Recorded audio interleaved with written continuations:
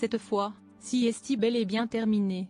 Au bout d'1 an et demi en forme de chemin de croix à Matignon, et un quasi-record de 49. 3. Elisabeth Borne jette l'éponge. À contre-cœur, comme l'ex-jospiniste le fait clairement comprendre dans sa lettre de démission à Emmanuel Macron, « Vous m'avez fait part de votre volonté de nommer un nouveau Premier ministre », écrit-elle, reprenant une formule déjà employée par Michel Rocard, autre Premier ministre mal aimé de son président, à savoir François Mitterrand, et autre adepte du 49.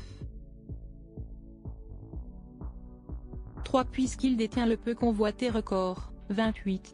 En attendant l'officialisation de la nomination de son successeur, qui doit être Gabriel Attal, reste une question: que va devenir Elisabeth Borne? Autour de l'ancienne préfète, on l'imagine bien reprendre le costume de députée. Elle a le goût du Parlement, a expliqué son entourage à Anne-Sora Dubois, journaliste de BFM TV. En juin 2022, avec 52,46% des voix, Elisabeth Borne a en effet été élue députée de la 6e circonscription du Calvados. Mais ne pouvant cumuler cette fonction avec celle de Première ministre, elle avait laissé son poste à son suppléant Freddy Certain. Va-t-elle siéger au Palais Bourbon? On sait en tout cas qu'elle est très attachée à ses terres normandes. Sa mère est née à Livaro, Calvados, où son grand-père fut maire et conseiller général. Elisabeth Borne remplacée par Gabriel Attal à Matignon, très fière de son bilan, comme elle l'a dit devant ses équipes. Après sa démission, Elisabeth Borne s'apprête à laisser sa place à Gabriel Attal, selon RTL et BFM TV.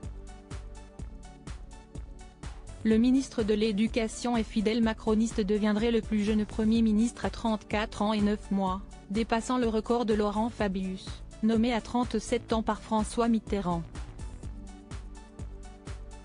Il a été choisi par Emmanuel Macron malgré les réticences de quelques proches.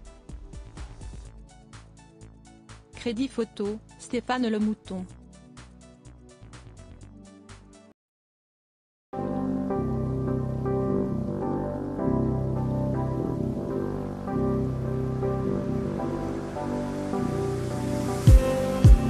Just need